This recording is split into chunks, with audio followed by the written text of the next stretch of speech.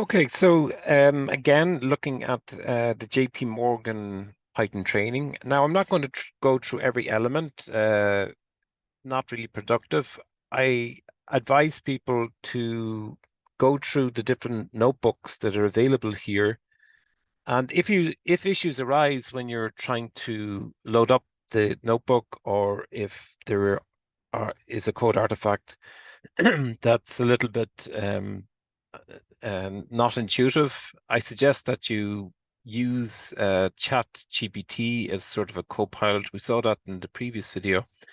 Um, One of the notebooks here that I like a lot, just because it's a very rich way to visualize the yield curve, and that's fairly center stage in any form of financial modeling or project appraisal, getting some kind of determination or an overview of what the prevailing interest rates are is very, very important. So we have here a code artifact that pulls in some data, and we have also data, so yield curve data, and we can visualize what the yield curve has looked like over a period. I think it's 15 years here.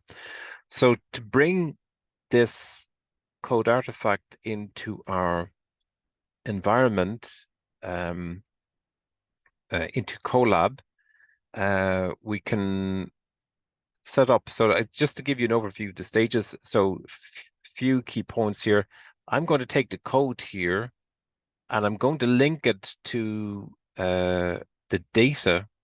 The data here is the yield curve data.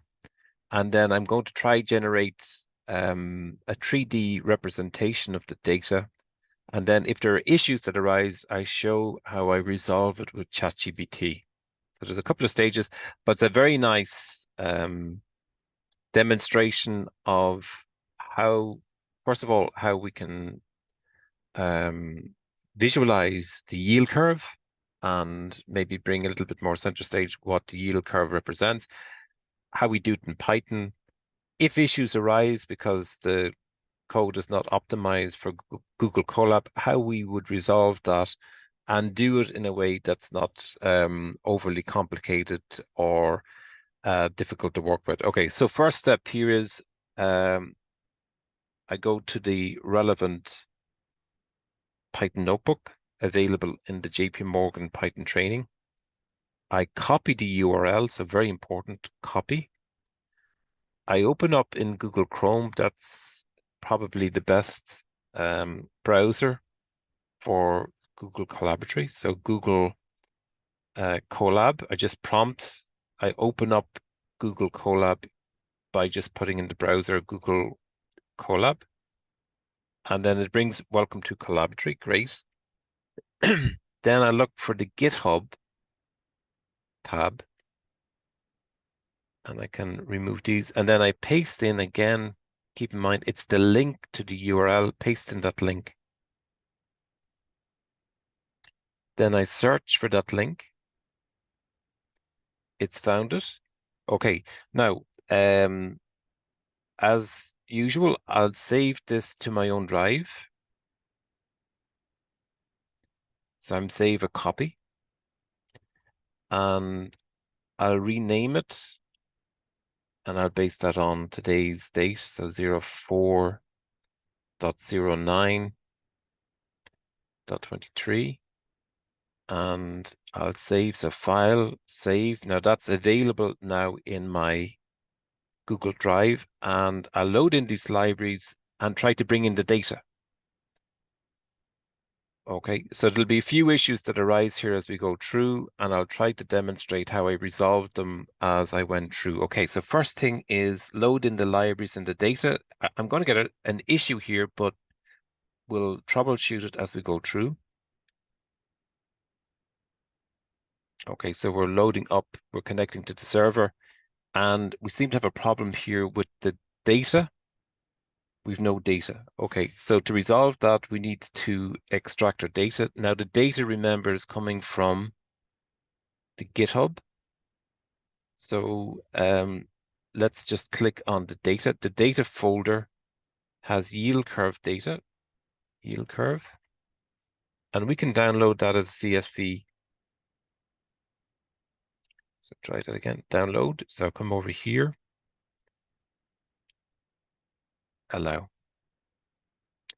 Okay, so the yield curve data's come in. Now I've downloaded before, that's why I'm getting parameters. Okay, then I'll come back to my Colab, and I'll take that data and input into the content folder.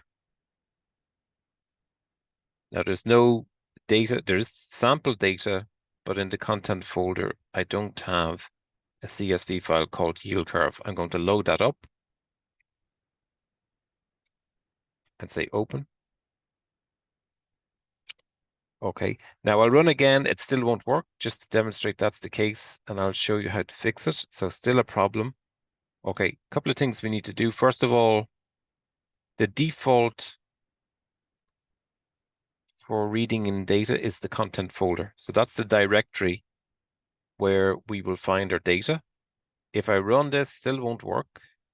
So I'll come back over here and make the name of the file consistent with what we have in the content folder. So I'll rename the file, rename, and I'll edit out the one which was sort of introduced when we download multiple times. Okay, so that's updated. Now let's try that again. And our data has come across. Now we can take a look at, see if we can see what that data looks like. Let's just put in df. See, do we get anything? And basically we get an overview of the term structure of interest rates at different time periods. Okay, another way we could look at the data is go back into our download folder, downloads, and just open it up and view. So because it's quite a big file, we might have a few issues. So what we have is the 1 month, the 3 month, the 6 month, the 1 year, the 2 year, the 3 year, the 5 year, the 7 year, the 10 year, the 20 year, and the 30 year maturity. And we have, so in a sense, this Z0 corresponds to 1 month, Z1 to 3 months, 6. So we could copy, maybe I shouldn't do that now, but these columns here correspond to these maturities. And so we have the yield curve for February 1st, 1990, March 1st, 1990, and so on. No, it's the other way. It's the 2nd of January, the 3rd of January, the 4th of January, the 5th of January, and then all the way through, I think, to 2015. So there's quite a bit of data here. Up to 2015, 18th of March 2015. That's the yield curve with the 1 month rate included. So there's 6,000 rows with 10, 11 columns of data. The first few, quite a few in fact, don't have the 1 month rate, the rest do. Okay, so that's our raw data. Now let's go back in to our Colab and let's run this file. And I'm getting a problem, right? Didn't seem to work.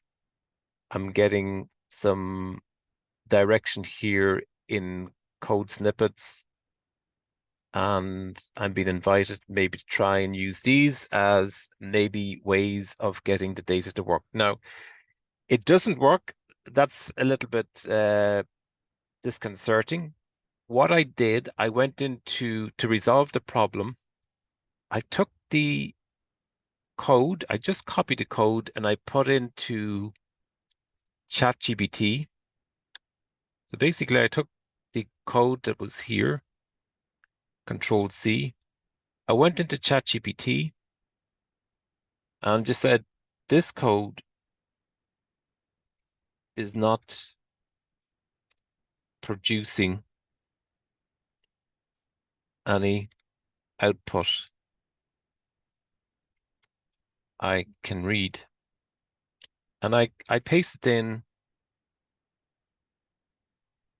the code itself. Is that the code? No, I need to paste in the code. So I take the code in question.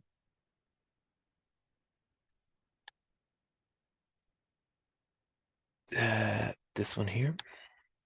And Control C. So we copy the code. Copy, come on. Control C. And then I go back into ChatGPT. And I paste Control V. Okay, and I run. And it will come up with some recommendations. How I might approach the problem. So it's saying import Plotly and a few other suggestions. So I took that, but some of those recommendations, and I would have went back and tried again and kept iterating until I fine-tuned the code, until I got some decent output. I'll show you the work. That actually would take a little bit of time, maybe half an hour sometimes, to find the correct final product. But I'll show you what ChatGPT came back with. It recommended two. So again, this is a same artifact again, but just with introducing the improvements suggested by ChatGPT. And the first improvement offered this as a potential solution.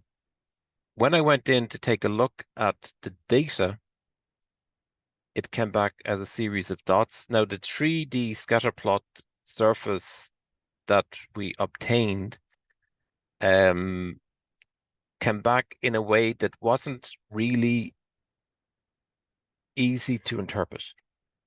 And so, again, I was using the Plotly library, and this configuration, not straightforward to understand.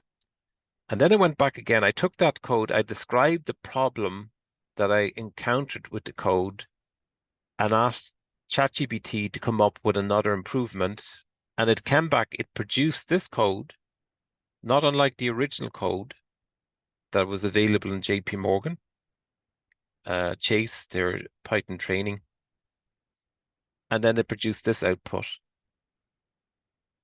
for me. And we can manipulate, because it's a Plotly graph, we can manipulate the 3D representation here, and then we can just pivot around so that we look at what's actually going on. So what we have here is the term structure of interest rates going from 1990 to 2015. What's highlighted in bold is the first. So it's the 3-month rates, and then it goes to the 1-month rate.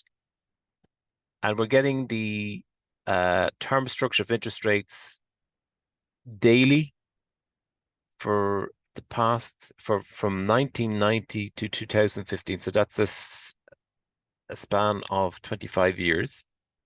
And we can look at the term structure. So the current term structure, the final term structure was in 2015, March 2015. And we can look at the interest rates for the 1 month, the 6 month, the 2-year, the 5-year, the 10-year, and the 30-year maturities. Okay, now if you're not familiar with the term structure of interest rates, I'll put a few additional video clips in, just explaining the context and the background of the term structure of interest rates. But the final overview is actually quite a good visualization, and very, very useful in understanding a little bit is the term structure of interest rates, the yield curve, upward sloping, or downward sloping, what were the economic impacts of that over time? When did we have inflation? How was that reflected in interest rates? And also in terms of understanding a little bit as finance practitioners, often we make reference to the yield curve, and it's useful to see how the yield curve has evolved over the last, for that 25-year span, and the effect then of the financial crisis, where interest rates were actually quite high, post 2005, 2006, 2007, and then with the financial crisis, how interest rates were brought down basically to zero. And we don't have the period then following from 2015. So this is the pre-COVID period. And you can see that both long-term and short-term rates were brought down, but most dramatically, the short-term rates were brought down, the longer-term rates were left up. Okay, so this is the Treasury yield curve, and for the US over that span of time. And again, if you're not clear about what the yield curve represents, how it might be estimated, I'll provide some context for that with additional video clips that I'll include in. Okay, let's leave it there.